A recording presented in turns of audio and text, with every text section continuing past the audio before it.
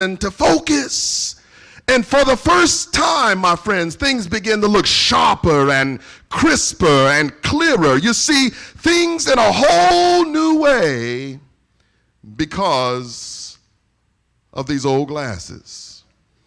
I contend with you today, likewise, my brothers and sisters, that when we truly understand our purpose and we understand why God has called us, then we can realize, my friends, and we become clearer in our function, our purpose, and our meaning of life. It all comes clear. It all comes clear. It comes crystal clear. Even the things that you go through each and every day begin to take on a different perspective.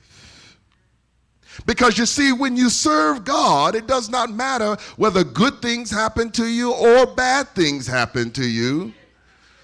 For I declare that your faith often has a way of allowing you to bounce back in those tough times of your life.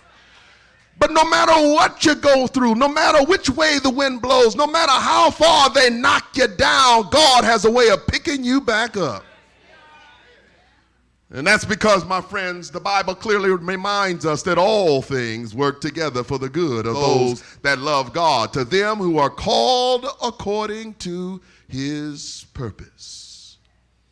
Your enemy might mean it for no good, but God turns that no good into His good.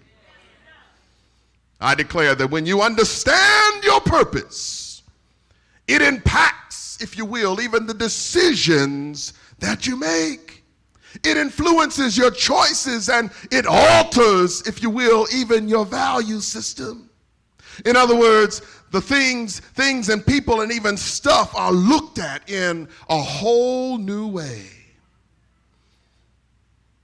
Things you thought you couldn't do without.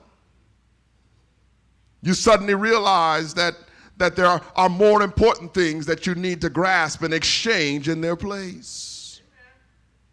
That person, if you will, that you thought you simply could not do without. You couldn't live without. You just had to have him or you just had to have her. You began to look at them differently because you found out that in some respects they didn't really add anything to you. Truth of the matter is they began to subtract from you and they began to suck even the life out of you because they were like sponges. All they were after is what they could get. And stuff is just that. Stuff. I don't care how much stuff you accumulate, it's just stuff. Amen. Some of us love stuff. We got to have stuff all around us. We're hoarders, if you will, in our own rights. We cleave stuff. We got to have stuff. But when you understand your true purpose, you realize that your purpose isn't wrapped up in the stuff. Because you begin to realize that the stuff is not as important as you thought it was in the first place.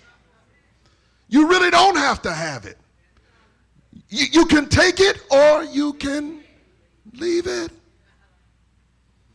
When you understand the calling on your life, you don't waste your time and your energy on things that do not matter.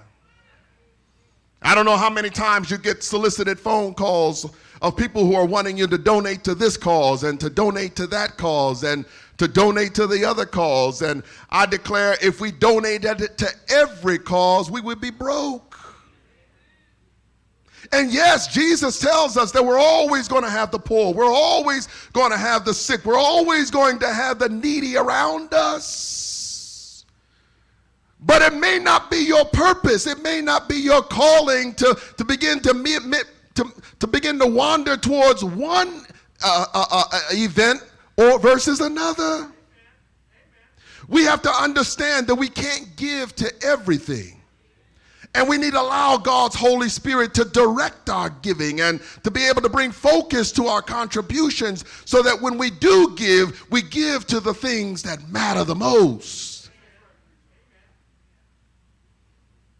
When you understand your calling on your life, you don't waste your energy on things that do not matter. You don't waste your valuable resources on things and on people who have a way of distracting you and taking you off course from the path that God intended for you to travel. Some of us got off on the wrong exit in life.